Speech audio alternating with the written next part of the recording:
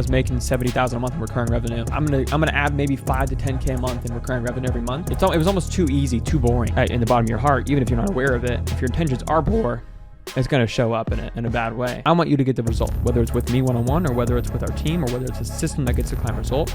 I want you to get the result no matter what. Welcome to the Value Creator Podcast, episode 4. We are, I think, past the top 5% of podcasts that don't even make it to episode 4.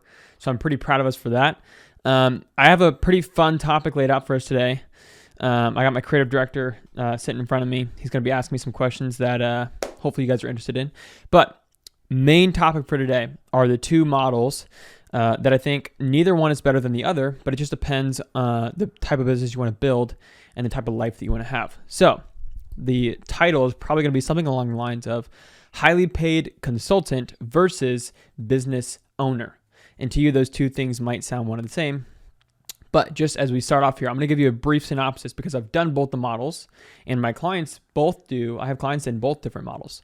And so I'm going to kind of break down what those look like and maybe which one is a good fit for you. So if you're watching this podcast, you're probably in the agency, coaching, consulting space, and you probably want to eventually become a consultant or a full-time coach, whatever you want to call it. And there's two ways that I see it. There's maybe an in-between, but really there's two key ways that you can scale your consulting or coaching business. The first way is what I call highly paid consultant. This is where you basically have a really high paying job, but this job has a ton of freedom, time freedom. You can work when you want, where you want. And just to be clear, there's no core benefit to being a highly paid consultant versus being a business owner. It just depends on what kind of life you want to live. So if you're living the highly paid consultant life, you're going to be capped out between $1 and $5 million a year, and it's going to take you a long time to get to $5 million a year. But you can slowly compound that year over year over year. And what the model basically is instead of like optimizing for pay-in-fulls and having a large team where you have like 8, 10, eventually 100 team members, and you're trying to scale to 50 million a year, the highly paid consultant model is basically just saying, hey, I want to have lifestyle freedom. I want to have a lifestyle business that spits off a ton of cash flow. I'm talking like 50, 100,000 a month. I want to have recurring revenue. I don't have to go sign up 4 clients a day for me to just cover my ad spend. And I don't want to have the stress of managing setters and closers and client success managers and client success directors. And that's great because trust me, it is not easy to manage a team and lead a team. And so that's kind of what the highly paid consultant model is. All you really need is you plus a virtual assistant, and that is it. It's basically you you're selling a course in a community. The huge selling portion is going to be a community. So whether you're coach, you probably have some one-on-one clients, but you probably have some group coaching clients. And the main selling factor is going to be that there's a community that all your clients get to be a part of. A good example of kind of this highly paid consultant model would be someone like Dan Bolton. He was my previous coach before. I love him. He's an amazing human being. And ultimately, we just wanted to go with different models. But his highly paid consultant model is kind of like recurring revenue. He's not trying to make $50 million a year or like exit his business by any means. He's just trying to live a great life and make amazing profit. And that's awesome. And I actually did that for a long time. When I was with my wife traveling, we just gotten married and I just started my consulting business. We were doing $70,000 a month in recurring revenue, and it was just me, a part-time video editor, and a virtual assistant. And I was making like insane profit margins. And I think for most people, they start off with that intention, right? Because that model sounds so sexy to most people. It's like, oh yeah, like that's all I want. I just want to do that. But the reality is, if you're like me, which you probably are if you're listening, you're a growth-oriented person. And the reality of the highly paid consulting business model is that it is a really slow to grow business, but it can be amazing cash flow. But if you're fueled by growth and not by money, it's probably not going to be the perfect business model for you because you're going to be capped at how much you can grow month over month. So that is kind of like a synopsis of the highly paid consulting business model. Recurring revenue, you only work with probably less than 100 clients. You don't have a big team and it's high cash flow, but the cons of that are that it's not very scalable. It's going to be, you're probably the only one coaching people. You're probably the only one selling people. And you're not going to have a team that's going to help you manage things. And the reason that I think most people do it is not because they don't want to grow. Most people do want to grow. Most people don't do it because they're scared or fearful of what scale looks like and what a real business looks like, which is exactly where I was at. So that's option number 1. Option number 2, and again, I have plenty of clients that do that. That's amazing. I teach people how to do that. If that's the model you want to do, Great. I had a client come in making $180,000 a month from his med spa agency. The dude has 2 kids, just wants to have a lifestyle business with cash flow. I said, dude, you should just do this model. Take on 30 one-to-one clients at $3,000 a month each, $90,000 a month in revenue. That's the easiest, simplest model to do. Second option, business owner. This is a move that most people are scared to make because it requires team, overhead, risk, but with all of that comes massive reward if you do it the right way. And so what this model is about, if you look at guys like Hormozi, you look at guys like Cole Gordon, you look at guys like Sam Ovens, these are people, Alex Becker, these are guys that really took scale to another level. So you look at Cole Gordon, for example. He's currently running Closers.io, and they do $4 million per month. Now, in order to do that, he has over 100 employees, but he has 45% margin, and he's taking $2 million a month home in net income. And you're never going to be able to do that with the highly paid consultant model, not in a million years.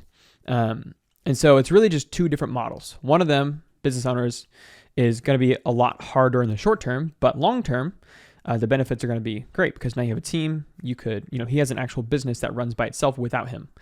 The highly paid consulting model means you'll be working forever, but you get to make amazing cash flow in the short term. So it's kind of like a decision that you have to make for yourself. So based on those 2 models, Clay is my creative director, by the way, if you're listening in. I don't know if we have any questions based on that I could answer. Again, I tried the highly paid consulting model, and I saw that it was amazing. I was making $70,000 a month in recurring revenue, and I eventually got bored. I was like, I'm gonna add maybe 5 to 10K a month in recurring revenue every month, and just slowly build from there. And I was like, that's just not. It was almost too easy, too boring. For me, because I'm 21 and don't have kids yet, and even if I did have kids, I'd probably still I like working. I love what I do. When you love what you do, you want to do more of it. And so I just felt like I had so much more potential in me, and so I was like, you know what, I'm gonna go hard, and we're gonna actually scale. And that doesn't mean that you have to hate your life. Like, I love what I do. I love what I do every single day. It's just a different kind of work. And so ultimately, at least for now, I've decided to really scale our company. Right now we're at 1.5 million a year, and we're trying to get to 5 million a year. But our big kind of 5-year goal is 50 million a year. And I think we could probably do it in a shorter time span, but that's kind of like our big goal. So yeah, we're definitely in the bit, trying to become business owner model. Yeah, so this is the second thing, is that most people think you can just go straight to highly paid consultant, and I'm not saying you can't. That's sort of what I did. But what I found with most people that go to the highly paid consulting model is they actually go and scale a business first. So you look at like Dan Bolton, right? He went and scaled his coaching business to $350K a month and just didn't want to manage a team, didn't want the stress of doing that, and didn't want to scale further. And I also think it had a lot to do with what he had going on in his personal life at the time. And so he was like, that's not the model for me. And so he scaled first, then went to highly paid consultant. You look at Hormozi, he scaled and then decided to scale further. You look at Cole Gordon, he's scaled and then just got to scale further. And then you look at someone like one of my best friends in the online space, Brandon Forbes. He scaled to 220K a month or whatever. And now he just texted me the other day and he was like, you know what? I think I'm going to go all in on this highly paid consulting model because he's got a kid and he knows he has probably the potential to get 2 million a month, but he just doesn't want to. And so that's sort of, it's really just a decision that you have to make for yourself. It's not like one's better than the other. And at the end of the day, no one really needs more than $1 million a year in profit, right? No one needs that much money. It's really just about like what I think I can do as a human being. I'm growth oriented. And also, I heard Dan Martell say this the other day. He was like, for anybody out there that says they don't want to be rich and like it's greedy to be rich, he was like, go make a bunch of money and give it all away. And I was like, that makes so much sense. He was like, it's only greedy to be rich if you're thinking about how much money you're going to have versus what you can do with the money.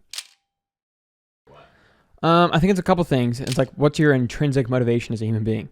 So a lot of people say they're money motivated, but I think that's fake because money is not a natural thing you can be motivated by. Like your brain does not know what money is when you're born. So you literally cannot naturally be motivated by money. So then the real motivation is typically, most people fail to admit this or understand this, is power. Most people want more power. Most people, if I were to say out loud right now, I want to make more money because I want more power over other people. That sounds terrible. But the reality is that if that power is not good or bad, it just is. And if you use power in a good way, great. Like God is all powerful. Do we think that's a bad thing? No. Now, if you put power in the hands of the wrong people, we all know what that looks like. If you put power in the hands of the right people, great. And so I think most people's intrinsic motivation after they've met their monthly needs money-wise is, at this point, power. Like once you can travel, not worry about paying your bills and buy food without looking at the price tag, at that point, you're really just looking at how much influence and power can I have in a good way? How can I influence other people in a way that is better than what other people are influencing other people? And so that's sort of like my intrinsic motivation is if I believe I have something good, I believe I have a good product, a good business, a good experience, and I can make a good impact on other people, I want to get all the power I can in the world. Now, you have to be very careful setting out with that goal of attaining as much power as you can, because if your intentions are poor in the bottom of your heart, even if you're not aware of it, if your intentions are poor, it's going to show up in a bad way, once you attain that power. But at least for now, I believe my intentions are good, but we'll see once we get to 100 million a year, we'll see. So it depends. Like most people would say, like the revenue goal is what's going to make them satisfied. And if you're playing a finite game like revenue, then yeah, you hit the number, you're satisfied, boom, all your motivation is gone. If you're playing an infinite game, like the game of business, there is no end goal. The goal is that you just keep on playing the game. And Hormozi talks about this all the time. Is like the goal in business is not to win, because there is no winning. It's like there's no end to the game. If there's no end to the game, no one wins. The goal of business is to keep playing the game of business. So if you can keep playing the game of business and you love it and you love what you do every single day, which I love what I do every single day. I'm excited to get up. I'm excited to go to my office. I'm excited to work. Then that's winning. Like you've already won. You are winning.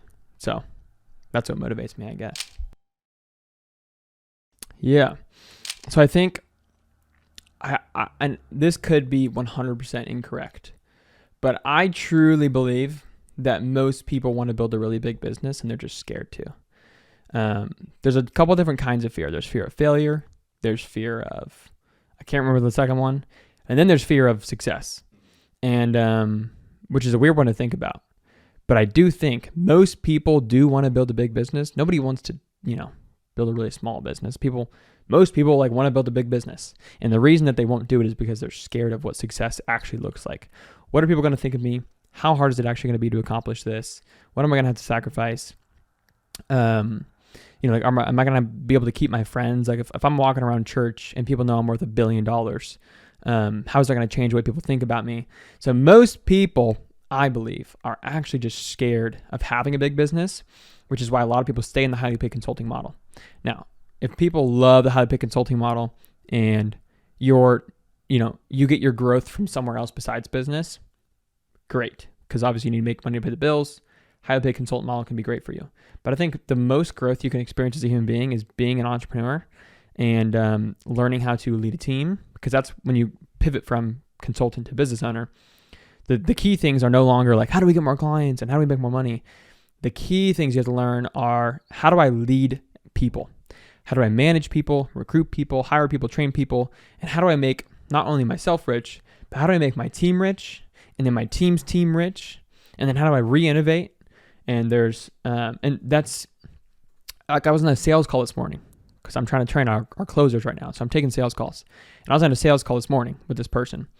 And he was, I'm talking to him about like, hey, here's what it looks like to get to 100,000 a month in your business. They're currently doing like 10,000 a month. And they didn't sign up. And one of the big reasons was they were like, I'm going to have to like hire a team. So why don't I just, try something else instead of doing this? And I asked him, I was like, you're going to have to hire a team eventually. You know that, right? Like if you ever want to make more money or scale or grow, you're going to have to hire a team. Because most people, they're like, they're scared of learning the next skills. Where in reality, or like it's intimidating for them to get to that next level because there's new things they have to learn. And it's like, well, you're either going to stay stuck where you're at, or you're going to learn the skills and grow. And most people, I call it the 3 Ps, but the third P is privilege. You get the privilege to solve the next problem. So like that person I was on a sales call with this morning, they were scared about the problems that they're going to encounter when they actually get to $100,000 a month. And I told them, no. You don't even get to think about that yet. You get to solve your current problem, which is making more money. Then once you do that, then you get to solve the next problem, which is learning how to hire people. But right now, you don't even get the privilege to think about hiring people until you actually scale the offer you already have. But to them, they were like, the idea of hiring people and training people was like too scary. And they just don't want to grow, right? Like they don't want to grow as a business owner. They don't want to grow as a human being. They probably do, but they're too scared to. And so you kind of have to overcome that fear going from consultant, which they were, to business owner. Yeah, so leading a team is, I'm not going to pretend that I have really any credibility to speak on this. But from my tiny bit of experience, first of all, I would say go watch Cole Gordon, go watch Hormozi. Those guys in the online space are the guys that actually are out there leading teams. But from my and go watch their stuff if you want to get to like 50 million a year. If you want to get to, 1 to 5 million a year, hit us up. But the books that I've read that have really helped so far, Traction, that's a big one for learning how to, it's called EOS, Entrepreneurial Operating System. It's a great operating system for internally for your company. And again, like this is going to be really boring stuff if you're not at a point where you have a big team. But read Traction, learn from somebody who's built a team before. There's literally no way to learn how to lead a team without leading a team. Because it's like trying to learn sales before you ever take a sales call. It's like you have to know what it is first. You have to know the problems with it. So that's kind of where we're at. Is like we got like 7 team members, and we're just trying to learn like, all right, we have a team now. I'm trying to learn how to lead a team. I'm trying to learn how to build up managers so that eventually they can lead teams. So I'll say the only thing I'll recommend is like buy someone's program who can teach you how to lead a team. If that's where you're at in your business, read Traction. Other than that, I am not qualified to talk about how to lead a team unless it's like just how to manage like a setter and a closer, which are the 2 people you need to get to 100K a month. Yeah. So is there a difference? The funny thing is I've talked to so many agency owners now because our offer helps agency owners pivot to a better model. And every agency owner I talked to, in fact, our closer 20 minutes ago, just sent me another, Slack message of a sales call he just had with an agency owner who wants to pivot to our model, couldn't afford the program. And I said, Malachi, why can't he afford the program? Like he, on his form, it said he's making 5 to 20K a month. And Malachi said, yeah, he's making 8 to 10K a month in profit. And I was like, how is this guy not like, that's like, how are finances an issue? And it's because when you're starting off in business, you have no idea how to hire people properly, how much to pay them. And second, you don't know how to manage cash flow and profit. Like he was spending every dime, every dollar that he had. And he was going to have to apply for a credit card to buy our program. So I was like, let's not do that. So when I was building my team for the first time in my agency, we had like 12 team members. I think like 9 of those were editors. I had 2 US based employees that I was paying W-2. And then I think I had like an appointment setter or something. And looking back, like, I mean, it's just a terrible, first of all, the agency model is just a terrible model. Like I should have picked a different model to begin with. But, I basically got paid to learn. But we overhired, we underhired, we overhired. We built team in the wrong way, in the wrong order. We put everybody on salary when they should have been project-based. We hired too many people too soon, and then we got overstocked with work and then hired too late. So there was a lot of mistakes that I made, but now we're in a consistent kind of cadence with what we're doing, and we actually know what we're doing. Versus when I was running my agency, I had no idea what I was doing. I was just like every day, like, all right, what's next? Like there was no plan. Like if I could go back and start an agency again, I could probably have some success with it. I just wouldn't like the model. But definitely building it differently this time. Yeah. So when you're a highly paid consultant, typically every client's going to get some sort of one-on-one attention, whether it's like just an onboarding call or ongoing coaching one-on-one. And then it's maybe group calls after that. And then in a business, like building an actual consulting business is where you have a system that gets client results and it doesn't require you. And here's the common misconception with the two. Some people believe that you're going to get better results if you work with a highly paid consultant. But the problem is all client results are reliant on the consultant, not on a system that is designed to get you a result. And I even had this belief when I was buying other programs. I was like, I only want to work with people one-on-one. Like that's the only way that I'm going to have success. And boy, was I wrong, because I recently bought a program that's like completely group-based. I have an account manager, but it's a completely group-based program. And I've gotten better results from that than I have any other program in my life. And so I think the reality is that people want results. End of the day, period. People want results. Now, how you get them the result in a high paid consulting model is just one-on-one, right? It's like one-on-one or group-based coaching. And in a consulting business, the way you get client results is through having a system created, a roadmap, step-by-step, an implementation pathway that gets them the result every single time to a T consistently. Now, which of those two sounds better to you? Most people are going to say, oh, I want to work with somebody one-on-one. I'm going to say, I want you to get the result, whether it's with me one-on-one or whether it's with our team or whether it's a system that gets the client result. I want you to get the result no matter what. And that's what creating a consulting business is about, is how do we get client results at scale that don't require my one-on-one time or attention, which is better for you and better for the clients. So thanks for watching episode 4 of the Value Creator Podcast. We'll see you guys next week. Peace out.